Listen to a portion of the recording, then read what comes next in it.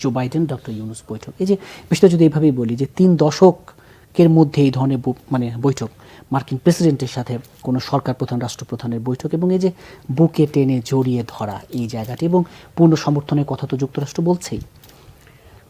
এইটা তো খুব স্পষ্ট যে ডক্টর মোহাম্মদ ইউনূস তার যে প্রোফাইল এবং আমেরিকা সহ সারা পৃথিবীতে তার যেই পরিচিতি, তার যে গ্রহণযোগ্যতা, সেটা তো অন্য উচ্চতায়। ব্যক্তিগত সম্পর্কের দিক থেকে এদের সঙ্গে আগে থেকেই সে সম্পর্কিত। এবং এটা সত্য যে পৃথিবীর বহু দেশের ওয়ার্ল্ড লিডার যারা বা আন্তর্জাতিক নেতৃত্ব যারা দেন, যাদের অনেকের সঙ্গে মিট করবার জন্য অনেকেই অনেক দিন অপেক্ষা করেন আকাঙ্ক্ষা নিয়ে, সেই ব্যক্তিদের অনেকে বরং ডক্টর মোহাম্মদ ইউনূসের সঙ্গে মিট করবার জন্য অপেক্ষা করেন। সুতরাং ডক্টর মোহাম্মদ ইউনূস আগে থেকেই এই বাংলাদেশের মতো একটি দেশের অন্তর্বর্তীকালীন সরকারের প্রধান হওয়ার আগেই ব্যক্তি ডক্টর মোহাম্মদ ইউনূস পৃথিবীর বিভিন্ন দেশের রাষ্ট্র পরিচালনা বা ওয়ার্ল্ড লিডারদের কাছে ওই অবস্থানে আছেন। সুতরাং তিনি আবার নতুন করে ছাত্র জনতার অভ্যুত্থানের মাধ্যমে বাংলাদেশের মতো একটি সমস্যা সংকটপূর্ণ দেশে যখন দায়িত্ব নিয়েছেন, তার প্রতি অ্যাটেনশন আরও বেশি আসবে, এটা খুব স্বাভাবিক। এবং আমেরিকায় তার যে অবস্থানের যে সব মেডেল পেয়েছেন, যে শুধু নোবেল না তার বাইরেও, সব মিলিয়ে তাদের কাছে আলাদা একটা গ্রহণযোগ্যতা আছে। ফলে এটা খুবই স্বাভাবিক, এটা মানে অতি আশাও না। বরং যদি ডক্টর মোহাম্মদ ইউনূস এই বৈঠকটা করতে না পারতেন, আমাদের মন খারাপ হতো যে ওনাকে তো আমরা ওই উচ্চতায় দেখি। সেই তুলনায় করেছেন, এটা ভালো।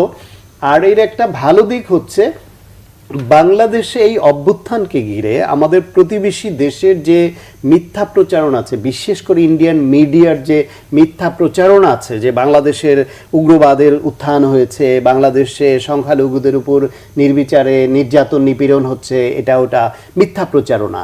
সেই প্রচারণা এবং ইন্ডিয়ান সরকারের ব্যক্তিদেরও বাংলাদেশ বিরোধী যেই সব বাজে বক্তব্য আছে, সর্বশেষ তাদের স্বরাষ্ট্রমন্ত্রী অমিত শাহ যেই বাংলাদেশিদের উল্টা করে ঝুলিয়ে পিটাবেন যেই হুমকি দিচ্ছেন, তাদের বর্ডারে আমাদের শিশুদেরকে পর্যন্ত যেভাবে গুলি করে মারছে, সব কিছু মিলিয়ে তার এগেনস্টে আমেরিকা এবং বিশ্ব নেতৃবৃন্দের কাছে বাংলাদেশের এই মুহূর্তের অবস্থানটাকে তুলে ধরা খুব গুরুত্বপূর্ণ ছিল।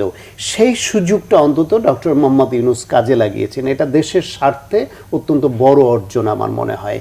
এবং এটা না হলে আমাদের সম্পর্কে যে ভুল ন্যারেটিভটা প্রচারিত হচ্ছিল, সেটা দূর করা একটু কঠিন হতে পারত।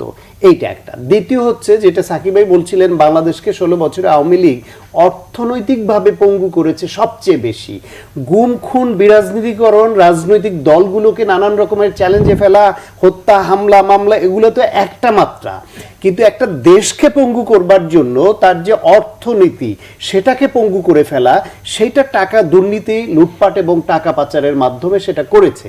এই অবস্থায় একটা অরাজনৈতিক শক্তি, কতিপয় ব্যক্তি যারা দায়িত্ব নিয়েছেন এবং তাদেরকে 16 বছর ধরে সেই ফ্যাসিবাদের সাজানো স্ট্রাকচারের উপর নির্ভর করেই দেশটা চালাতে হচ্ছে এখনো, তাদের জন্য কত বড় চ্যালেঞ্জ। সেই অর্থনৈতিকভাবে দেশকে আবার একটু শক্ত অবস্থানে ফিরিয়ে নেবার জন্য আমেরিকা সহ বিভিন্ন দেশের যে বা বিভিন্ন সংস্থার যে সাহায্য প্রয়োজন, সেখানেও ডক্টর ইউনূসের বিকল্প এই মুহূর্তে আমাদের হাতে ছিল না বা নেই।